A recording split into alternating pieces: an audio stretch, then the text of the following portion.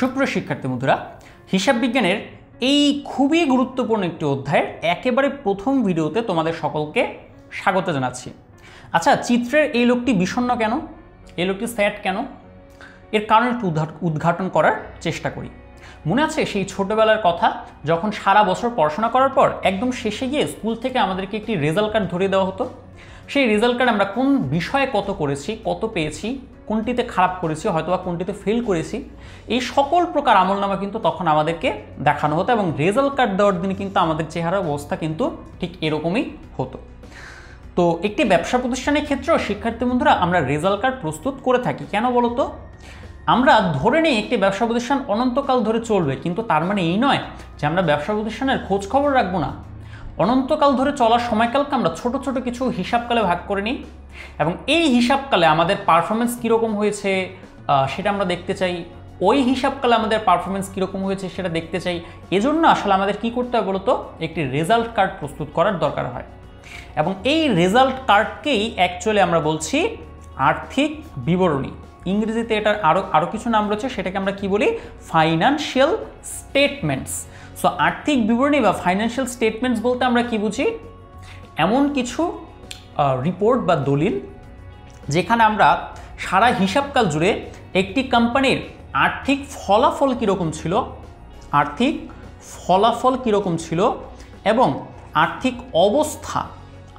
অবস্থা কেমন সেটা আমরা দেখতে পাই যেই আর্থিক বিবরণী থেকে। এবং একটি ব্যবসা প্রতিষ্ঠানের নগদ অর্থের অবস্থা কীরকম, এই বিষয়গুলো আমরা যেই দলিল থেকে বা যে রিপোর্ট থেকে আমরা জানতে পারি সেটাকে আমরা বলছি আর্থিক বিবরণী। তো আর্থিক ফলাফল যখনই আমরা বলছি তখনই আসলে আমরা আয় ব্যয় নিয়ে চিন্তা করছি। সো আয় ব্যয় হচ্ছে তোমার সেই হিসাব সমীকরণের ওইকে যদি ভাঙি, সেখানে কিছু আইটেম ছিল ইনকাম, কিছু আইটেম ছিল এক্সপেন্স। সো এই আয় এবং ব্যয়ের পার্থক্যই হচ্ছে অ্যাকচুয়ালি নিট লাভ, যেটা আমাদের আর্থিক ফলাফল নির্দেশ করে। আর আর্থিক অবস্থা বলতে আমরা বুঝছি আমাদের ব্যবসা প্রতিষ্ঠানের সম্পত্তি, দায়, মালিকানা সত্ত্বের অবস্থা কীরকম। এই বিষয়গুলো আমরা হিসাব সমীকরণ থেকে অলরেডি দেখে এসেছি।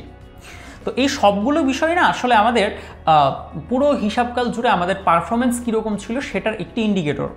নগদের বিষয় আমরা জানতে চাই, কারণ দেখো আমরা যতই বকেয়া ভিত্তিতে হিসাব করি না কেন, দিন শেষে আমাদের ক্যাশ বাক্স যদি ফাঁকা থাকে তাহলে কিন্তু আমাদের ব্যবসায় খুব বেশি দিন চলতে পারবে না, রাইট? সো এই জন্য আমরা আর্থিক বিবরণী অ্যাকচুয়ালি অনেকগুলো ধাপে প্রস্তুত করি। আর্থিক বিবরণী রয়েছে 4টা। আমি আবার বলছি, আর্থিক বিবরণী রয়েছে 4টা। তবে পরীক্ষা যদি প্রশ্ন আসে যে আর্থিক বিবরণীর অংশ কয়টা বা উপাদান কয়টা, উপাদান বললে সেই ক্ষেত্রে আমাদের বলতে হবে কয়টা, 5টা। সো আর্থিক বিবরণীগুলো কি কি? একবারে প্রথমে আমাদের সামনে যেটা চলে আসে সেটা হচ্ছে বিশদ আয় বিবরণী বা বিশদ আয় বিবরণী। ইংরেজিতে এটাকে আমরা সংক্ষেপে বলে থাকি ইনকাম স্টেটমেন্ট। অনেকে বলে থাকে প্রফিট অ্যান্ড লস স্টেটমেন্ট, যদিও এই নামগুলো অনেক আগে ব্যবহৃত হতো, বাট ইদানিংকালে আমরা এটাকে কি বলি, বিশদ আয় বিবরণী। সো বিশদ আয় বিবরণী হচ্ছে এমন একটি বিবরণী যেখানে আমাদের সারা বছর ধরে কত আয় হলো এবং কত ব্যয় হলো এবং এই দুয়ের পার্থক্য কত সেটা আমরা দেখতে পাই। আশা করছি সকলের এই বিষয়টি বোঝার কথা। এরপরে আমরা কি করি বলতো, রক্ষিত আয় বিবরণী প্রস্তুত করি। সো এই রক্ষিত আয় বিবরণী কি? রক্ষিত আয় বিবরণী এই বিষয়টি হলো আমরা বিশদ আয় বিবরণী থেকে যে নিট লাভ পাই এটাকে আমরা কি করি বলতো, এই নিট লাভটাকে আমরা শেয়ার হোল্ডারদের মধ্যে বন্টন করে দিই। তো আলটিমেটলি শেয়ার হোল্ডাররা কতটুকু পাচ্ছেন বা ব্যবসায়ের সম্পদের ওপর শেয়ার মালিকদের দাবি কতটুকু, এইটা আমরা জানতে পারি এই রক্ষিত আয় বিবরণী থেকে। সো এটা অ্যাকচুয়ালি শেয়ার মালিকদের মালিকানা সত্ত্বকে নিয়ে অ্যাকচুয়ালি ডিল করছে। আশা করছি সকলে এই অংশটুকু নিয়ে পরিষ্কার। তারপরে আমরা যেটা প্রস্তুত করি সেটা হচ্ছে আর্থিক অবস্থার বিবরণী বা উদ্ধৃত্তপত্র। আগে এটাকে নাম বলা হতো উদ্ধৃত্তপত্র, তবে আধুনিক নামে এটাকে ডাকা হয় আর্থিক অবস্থার বিবরণী।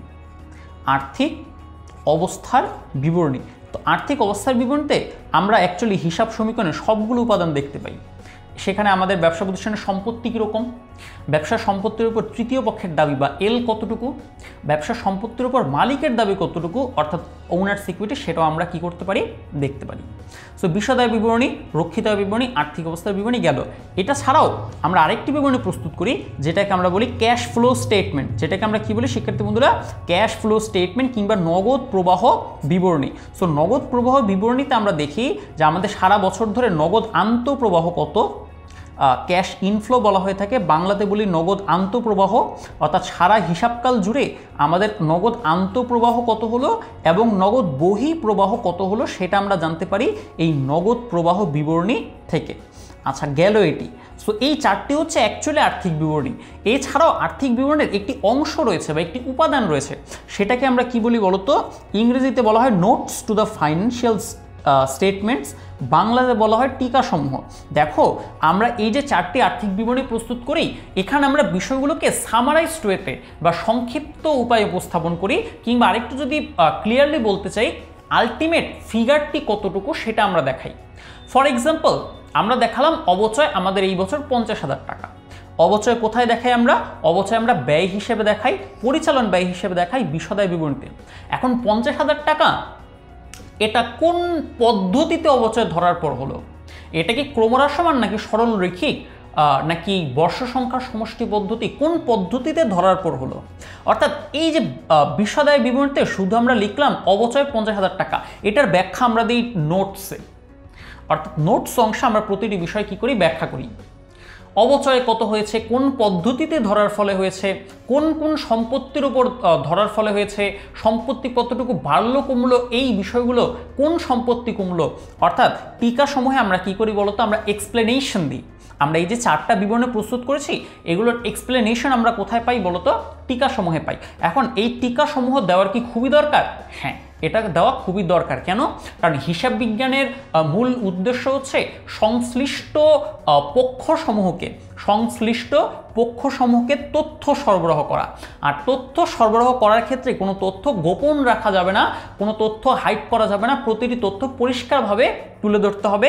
এবং এই নীতিমালাটির নাম হচ্ছে কি বলতো, পূর্ণ প্রকাশ নীতি। সো পূর্ণ প্রকাশ নীতি বা ফুল ডিসক্লোজার যেই অ্যাজাম্পশন বা প্রিন্সিপাল, এখান থেকে অ্যাকচুয়ালি আমাদের এই টিকা সমূহের ধারণাটা চলে আসে। সো শিক্ষার্থী বন্ধুরা, আশা করি তোমরা আর্থিক বিবরণীর আইটেমগুলো দেখতে পাচ্ছ, উপাদান দেখতে পাচ্ছ।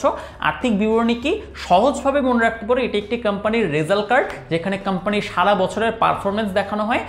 বছর না বলে আমাদের বলা উচিত অ্যাকচুয়ালি হিসাবকাল। সো এই হচ্ছে মূলত এক যৌথ মূলধনী কোম্পানির আর্থিক বিবরণীর ধারণা।